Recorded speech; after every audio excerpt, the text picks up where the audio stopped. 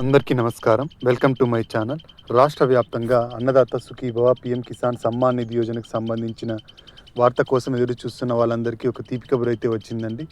ఎప్పటి నుంచి అన్నదాత సుఖీభవ డబ్బులు, పీఎం కిసాన్ డబ్బులు రైతుల ఖాతాలోకి చేరనున్నాయి.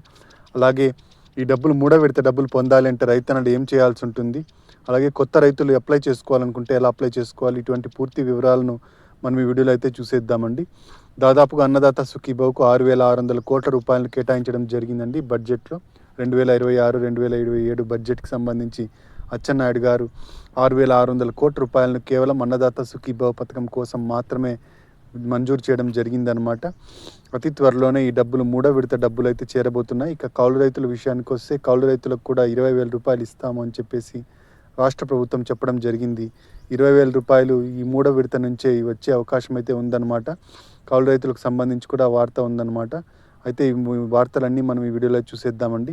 మీరు ఇంతవరకు నా ఛానల్ని సబ్స్క్రైబ్ చేసుకున్నట్టయితే దయచేసి సబ్స్క్రైబ్ బటన్ పైన క్లిక్ చేసి గంట సింబల్ పైన ప్రెస్ చేసి ఆల్ పైన క్లిక్ చేయండి. దీనివల్ల నేను చేసే ప్రతి వీడియో యొక్క నోటిఫికేషన్ మీకు అందుతుంది. ఏపీ ప్రభుత్వ పథకాలకు సంబంధించిన ఏ సమాచారాన్ని మీరు మిస్ అవ్వకుండా ఉంటారు. లైక్ చేయండి, షేర్ చేయండి, వీడియోని ఎక్కడా స్కిప్ చేయకండి, చివరి వరకు చూడండి. దీనివల్ల ఇంపార్టెంట్ పాయింట్స్ మిస్ అవ్వకుండా ఉంటారు. ఇక ఆలస్యం చేయకుండా వీడియోలోకి అయితే వెళ్ళిపోదాం. రాష్ట్రంలో ఉన్న రైతులను ఆదుకునే దిశగా మనకు అన్నదాత సుఖీభవ పథకం అయితే రావడం జరిగిందండి. 2019లో పీఎం కిసాన్ సమ్మాన్ నిధి యోజన డబ్బులు రైతుల ఖాతాల్లోకి చేరాయి. 2019లో ప్రారంభమైన పీఎం కిసాన్ సమ్మాన్ నిధి యోజన డబ్బులు మనకు 21 విడతల్లో మనకు డబ్బులు అందించడం జరిగింది. ఇప్పుడు 22వ విడత కోసం రైతన్నలందరూ ఎదురు చూడడం జరుగుతోంది. అన్నదాత సుఖీభవ పథకం 2025 ఆగస్టులో ప్రారంభమైంది.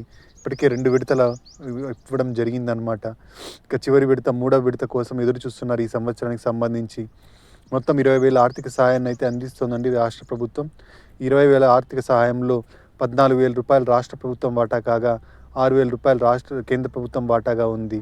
మొదటి విడత ఆగస్టులో విడుదలైంది. ఆగస్టులో 5,000 రూపాయలు రాష్ట్ర ప్రభుత్వం అందించడంగా కేంద్ర ప్రభుత్వం 2,000 రూపాయలు అందించింది. అలాగే రెండవ విడతలో 5,000 రూపాయలు రాష్ట్ర ప్రభుత్వం అందించింది.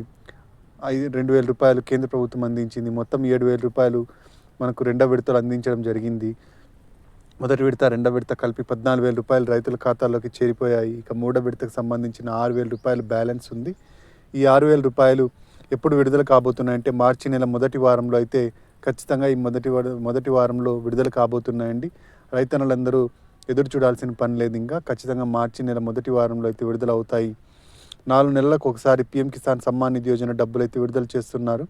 ఈ 4 నెలలకు ఒకసారి మనకు గత నవంబర్లో విడుదల అయింది. ఖచ్చితంగా ఇప్పుడు ఈ మార్చి నెలకైతే విడుదల కానుంది. అన్నదాత సుఖీభవ మరియు పీఎం కిసాన్ సమ్మాన్ నిధి యోజన కలిపి 6,000 రూపాయలు అయితే రైతుల ఖాతాల్లోకి అయితే చేరబోతున్నాయి. అయితే రైతన్నలు ఈ డబ్బులు పొందాలి అంటే ఖచ్చితంగా కొన్ని పనులు అయితే చేసుకోవాల్సి ఉంటుందండి. వాటిలో ముఖ్యమైనది ఒకటి వచ్చేసి ఈకేవైసీ అండి. ఈకేవైసీ చేయించుకున్న రైతులకు మాత్రమే పీఎం కిసాన్ మరియు అన్నదాత సుఖీభవ డబ్బులు అయితే పడడం జరుగుతుంది. కాబట్టి ఈకేవైసీ లేని రైతులు వెంటనే ఈకేవైసీ అయితే చేయించుకోండి.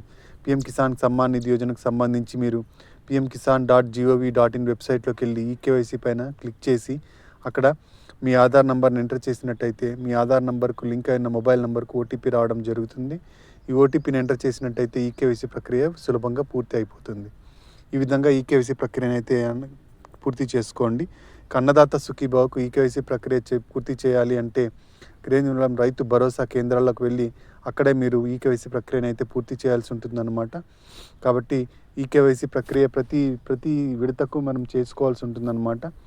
ఇక ఈకేవైసీ కాకుండా ఎన్పిసిఐ లింకింగ్ కూడా ఖచ్చితంగా చెక్ చేసుకోవాల్సి ఉంటుందండి. ఎన్పిసిఐ లింకింగ్లు ఉన్న అకౌంట్లకు మాత్రమే డబ్బులు పడడం జరుగుతుంది. మీ ఎన్పిసిఐ లింకింగ్ యాక్టివ్గా ఉందో లేదో ఒకసారి చెక్ చేసుకోండి. బ్యాంక్ అకౌంట్ కూడా యాక్టివ్లో ఉందో లేదో చూసుకోండి. చాలా రోజుల నుంచి వాడకుండా ఉన్నట్టయితే బ్యాంక్ అకౌంట్ ఇన్యాక్టివ్ అవుతుంది. కాబట్టి బ్యాంక్ అకౌంట్ కూడా యాక్టివ్లో ఉందో లేదో ఒకసారి చెక్ చేసుకోండి. ఇక ఎన్పిసిఐ లింకింగ్ తర్వాత మనకు ముఖ్యమైనది వచ్చేసి కొత్తగా మనకు ఫార్మర్ రిజిస్ట్రేషన్ ఐడిని కంపల్సరీ చేస్తూ మనకు కేంద్ర ప్రభుత్వం నిర్ణయం తీసుకుందండి. కేంద్ర ప్రభుత్వం ఫార్మర్ రిజిస్ట్రేషన్ ఐడిని అందరూ చేయించుకోవాలి, రైతన్నలందరూ చేయించుకోవాలని అయితే చెబుతోంది. కాబట్టి రైతులు ఈ ఫార్మర్ రిజిస్ట్రేషన్ ఐడి కోసం రైతు భరోసా కేంద్రాలకు వెళ్ళినట్టయితే మీ పట్టాదారు పాస్ పుస్తకము, ఆధార్ కార్డు, ఆధార్కి లింక్ అయి ఉన్న మొబైల్ నెంబరు తీసుకెళ్ళినట్టయితే మీకు ఓటీపీ రావడం జరుగుతుందండి. అక్కడ ఓటీపీలన్నీ ఎంటర్ చేసి మీకు ఈ ఫార్మర్ రిజిస్ట్రేషన్ ఐడికి 11 అంకెల గల ఒక సంఖ్యనైతే మీకు కేటాయించడం జరుగుతుంది. దీన్నే మరి ఫ్యూచర్‌లో అన్నిటికీ రెఫరెన్స్ కోసం యూజ్ చేయొచ్చనమాట. ఈ ఫార్మర్ రిజిస్ట్రేషన్ ఐడీ కంపల్సరీ అని అయితే చెబుతోందండి మన రాష్ట్ర ప్రభుత్వం మరియు కేంద్ర ప్రభుత్వం. ఇప్పటికే 70% మంది రైతులు ఈ ఫార్మర్ రిజిస్ట్రేషన్ ఐడీని అయితే పూర్తి చేసుకున్నారు. అయితే ఇంకా కొంతమంది రైతులు ఫార్మర్ రిజిస్ట్రేషన్ ఐడీ ప్రక్రియనైతే ఇంకా పెండింగ్‌లో ఉంచుకున్నారు. మనకు అవసరం లేదు అనే ఉద్దేశంతో ఉన్నారు. కానీ ఇది చాలా ఇంపార్టెంట్ అండి. ఇప్పుడు ఎలాగైతే ఆధార్ కార్డును ప్రతి విషయం కోసం అడుగుతున్నారో, అలాగే ఫార్మర్ రిజిస్ట్రేషన్ ఐడీని ఖచ్చితంగా అడగడం జరుగుతుంది. కాబట్టి రైతన్నలందరూ ఈ ఫార్మర్ రిజిస్ట్రేషన్ ఐడీని ఖచ్చితంగా చేసుకోండి. ఇక నెక్స్ట్ వచ్చేసి కొత్తగా ఎవరైనా అప్లై చేసుకోవాలనుకుంటే ఎలా అప్లై చేసుకోవాలో చూద్దామండి. కొత్తగా అప్లై చేసుకోవాలనుకునే వాళ్ళు pmkisan.gov.in అనే వెబ్సైట్కి వెళ్ళండి.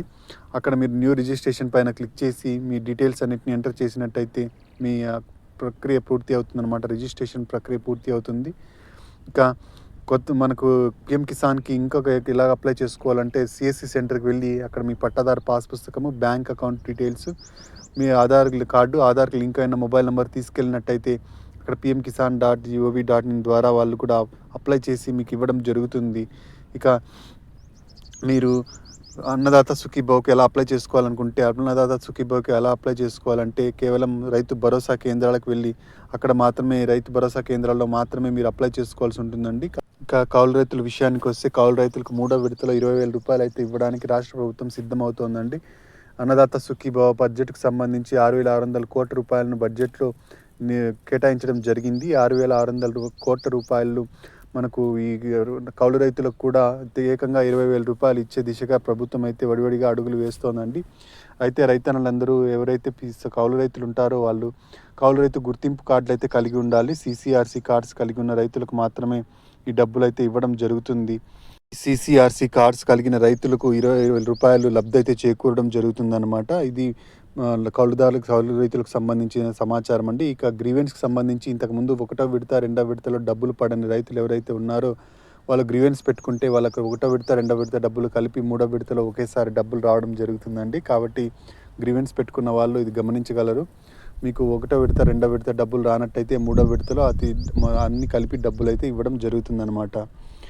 ఇక రీవెరిఫికేషన్కి సంబంధించి పూర్తి అయిందండి. ప్రక్రియ పూర్తి అయింది. లిస్ట్ అతి త్వరలోనే విడుదల కాబోతోందన్నమాట. అన్నదాత సుఖీభావకు సపరేట్గా మరియు పిఎం కిసాన్కి సపరేట్గా లిస్ట్ అయితే విడుదల కాబోతోంది. లిస్ట్లో మీ పేరు ఉన్నట్టయితే ఖచ్చితంగా మీకు డబ్బులు అయితే చేరుతాయి. ఇది అన్నదాత సుఖీభావ మరియు పిఎం కిసాన్ సమ్మాన్ నిధి యోజనకు సంబంధించిన తాజా సమాచారం. మీరు ఇంతవరకు నా ఛానల్ని సబ్స్క్రైబ్ చేసుకున్నట్టయితే దయచేసి సబ్స్క్రైబ్ బటన్ పైన క్లిక్ చేసి గంట సింబల్ పైన ప్రెస్ చేసి ఆల్ పైన క్లిక్ చేయండి. దీనివల్ల నేను చేసే ప్రతి వీడియో యొక్క నోటిఫికేషన్ మీకు అందుతుంది. ఏపీ ప్రభుత్వ పథకాలకు సంబంధించిన ఏ సమాచారాన్ని మీరు మిస్ అవ్వకుండా ఉంటారు. లైక్ చేయండి, షేర్ చేయండి. కింద హైప్ బటన్ ఉంటుంది. హైప్ పాయింట్స్ ఇవ్వడం మర్చిపోకండి. Thank you very much.